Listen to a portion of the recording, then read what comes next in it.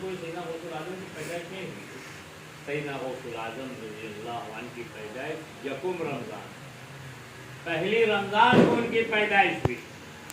और जब पैदाइश हुई तो आप रोजे से बड़ी फिक्रमंदी हुई सबको किया है।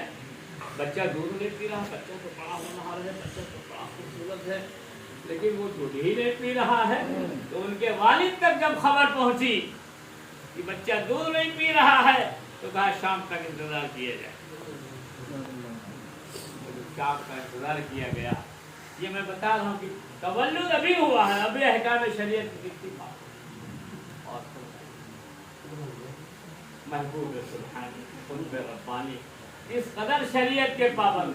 इधर मुअज्जिन ने अल्लाहु अकबर की सदा मगरिब में बदल दी और उधर सैयदना गौसुल आज़म जो है ललक के अपने माँ के गोद में और दूध पीने का सिलसिला इस्लाम में। ये तो मैं कहना ये चाहता हूँ कि नबूवत का सिलसिला खत्म, नबूवत बंद हो गई, सरकार द्वारा आगे लगे हुए, लेकिन विलायत का सिलसिला अभी बंद नहीं है। वो क़यामत तक के विलायत का सिलसिला शुरू रहेगा।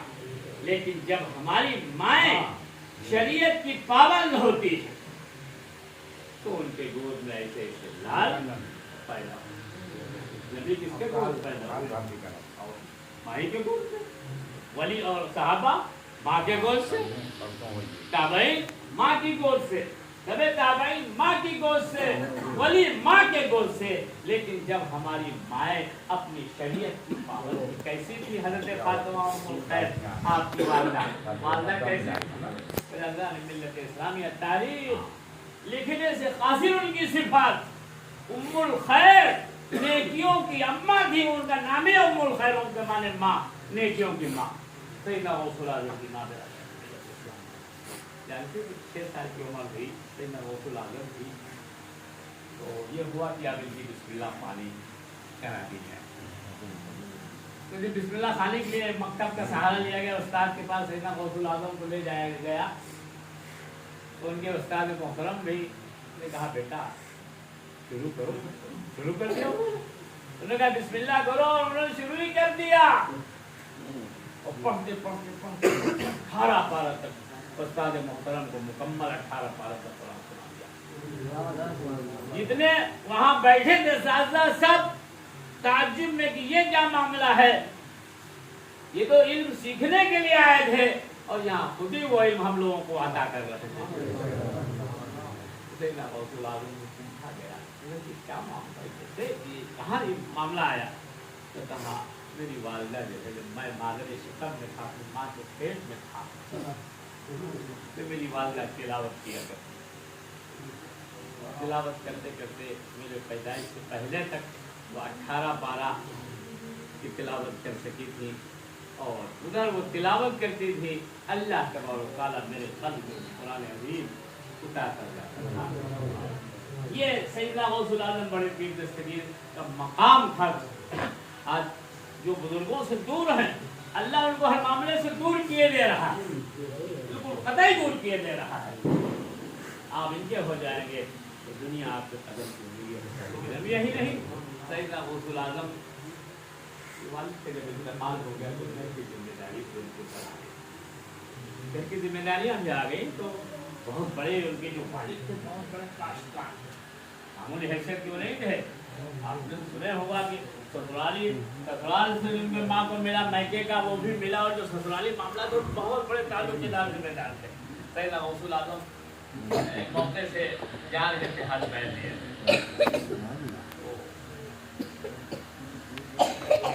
चलाने के लिए थोड़े भेजा, दुनियादारी करने के लिए नहीं भेजा है।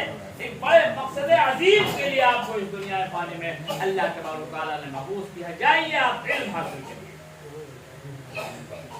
बस आए और फौरन हसनैन को छोड़ा और वालिदा के आके कदमों में गिरे और कहने गए मेरी प्यारी प्यारी वालिदा, आज ये नसीहत एक बैल मुझे दे रहा है, बस अब मुझसे ये सब कुछ नहीं होगा, अब हम तो बस इल्म हासिल करें। तो आप सुनते रहते वाक़या, लेकिन 2 लफ्ज़ होंगे सिर्फ बताना है।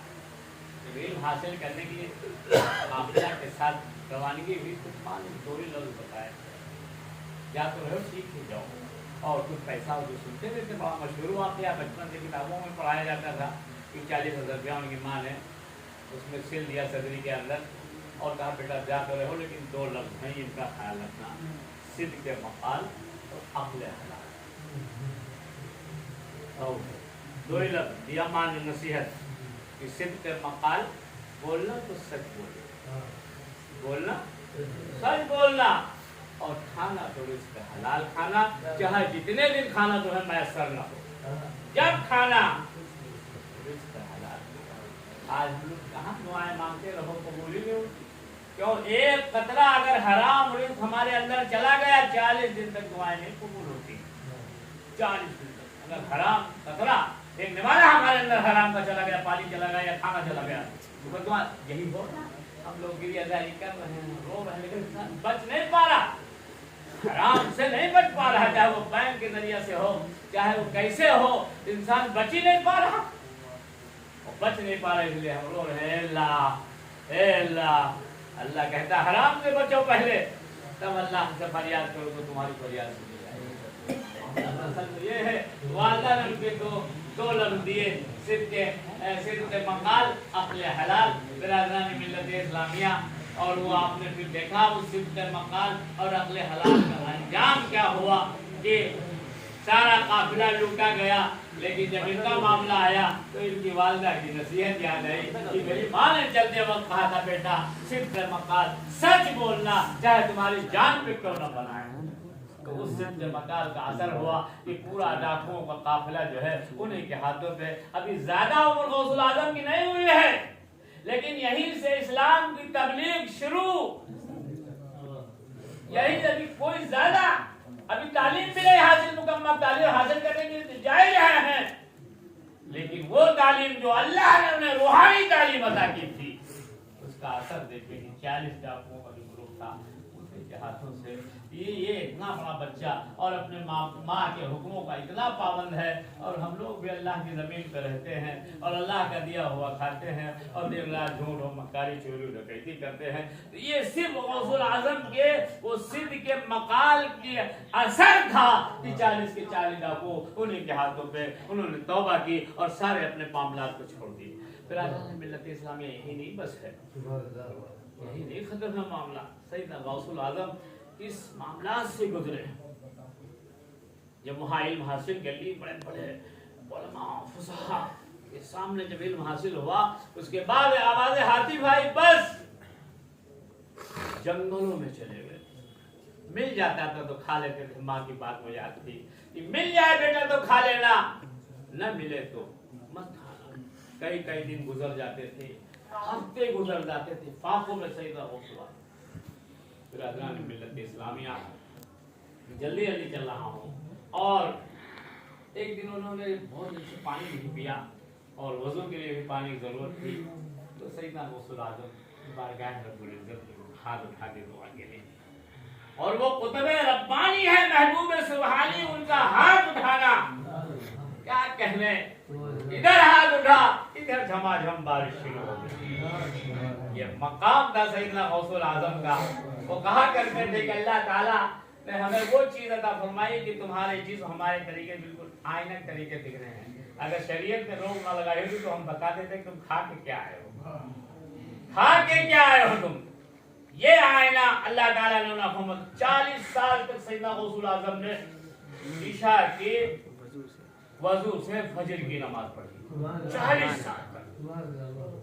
वो है तो गुजरा ऐसा 40 साल तक। बताइए ये मतलब कि ईशा के वजू से तो रात भर उन्होंने पूरी रात रियाजती तो की, इबादती तो की अल्लाह की, और उसी इबादत में जो है जब इन्होंने बारिश हुई, पानी पिया, अपने रब का शुक्र अदा किया, तो थोड़ी देर के बाद जब बैठे सुकून से तो फिर एक अब्र का टुकड़ा नमूदार हुआ।